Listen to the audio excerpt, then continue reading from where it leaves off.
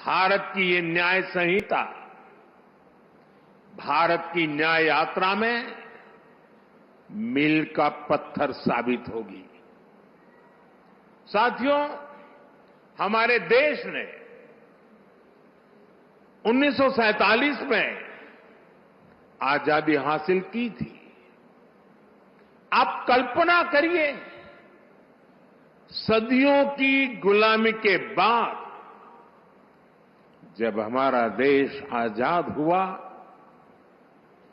पीढ़ियों के इंतजार के बाद, लक्षावधि लोगों के बलिदानों के बाद जब आजादी की सुबह आई, तब कैसे कैसे सपने थे, देश में कितना उत्साह था। देशवासियों ने भी सोचा था, अंग्रेज गए हैं तो अंग्रेजी कानूनों से भी मुक्ति मिलेगी। अंग्रेजों के अत्याचार का, उनके शोषण का जरिया ये कानून ही तो थे।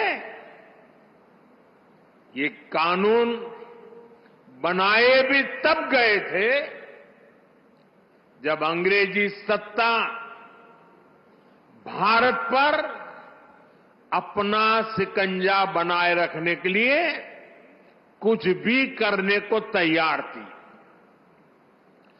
1857 में, और मेरे नौजवान साथियों को मैं कहूंगा याद रखिए, 1857 में देश का पहला बड़ा स्वाधीनता संग्राम लड़ा गया।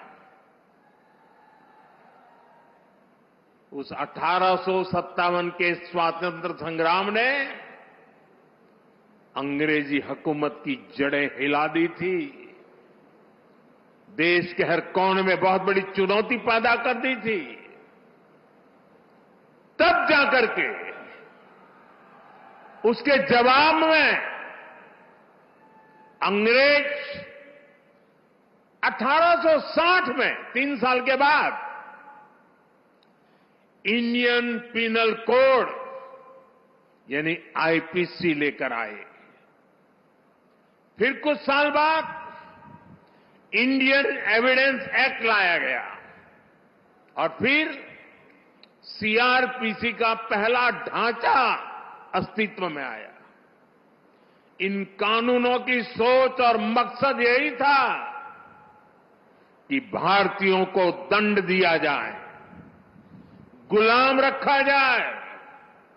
और दुर्भाग्य देखिए,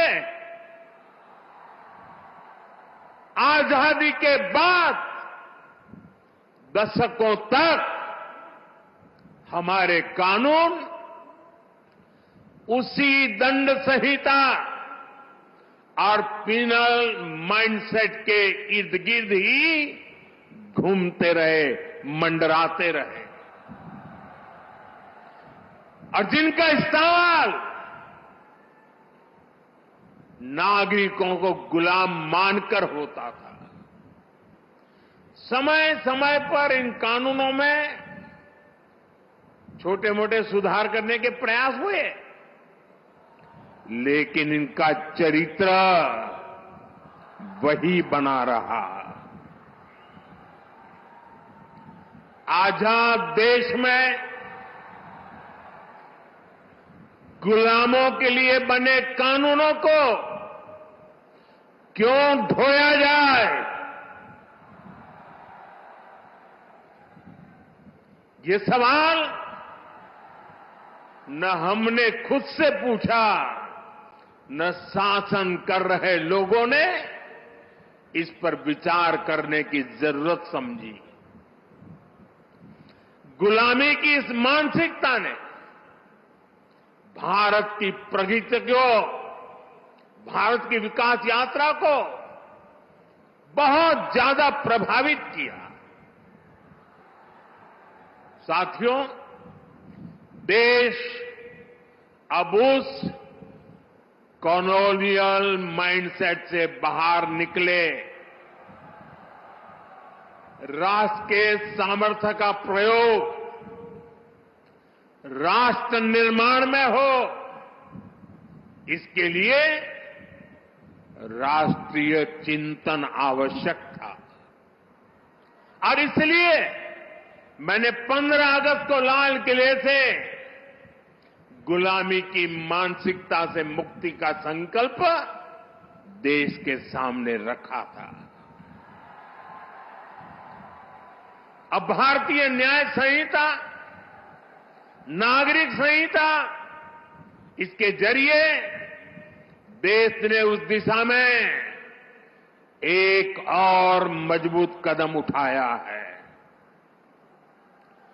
हमारी न्याय संहिता of the people, by the people, for the people की उस भावना को सशक्त कर रही है जो लोकतंत्र का आधार होती है।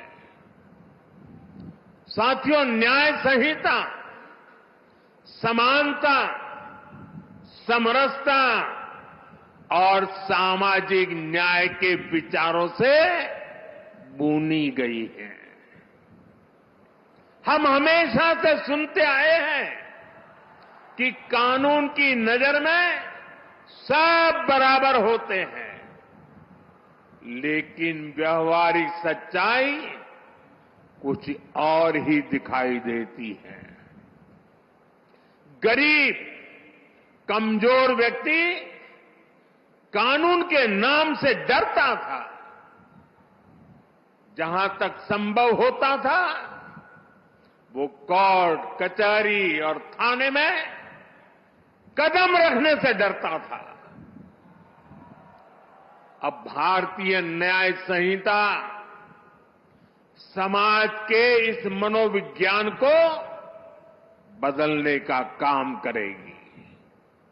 उसे भरोसा होगा कि देश का कानून समानता की, इक्वालिटी की गारंटी है।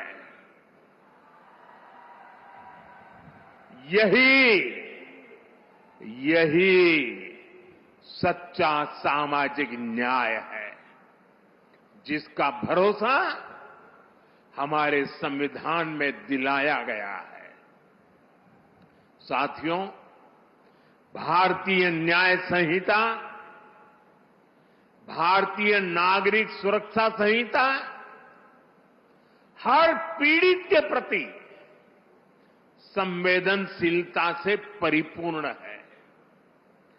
देश के नागरिकों को इसकी बारीकियों का पता चलना ये भी उतना ही आवश्यक है। इसलिए मैं चाहूंगा आज यहां चंडीगढ़ में दिखाए लाइव डेमो को हर राज्य की पुलिस को अपने यहां प्रसारित करना चाहिए। जैसे शिकायत के 90 दिनों के भीतर पीड़ित को केस की प्रगति से संबंधित जानकारी देनी होगी। ये जानकारी एसएमएस जैसी डिजिटल सेवाओं के जरिए सीधे उस तक पहुंचेगी। पुलिस के काम में बाधा डालने वाले व्यक्ति के खिलाफ एक्शन लेने की व्यवस्था बनाई गई है। महिलाओं की सुरक्षा के लिए न्याय संहिता में एक अलग चैप्टर रखा गया है। वर्क प्लेस पर महिलाओं के अधिकार और सुरक्षा, घर और समाज में उनके और बच्चों के अधिकार, भारतीय न्याय संहिता ये सुनिश्चित करती है कि कानून पीड़िता के साथ खड़ा हो। इसमें एक और अहम प्रावधान किया गया है। अब महिलाओं के खिलाफ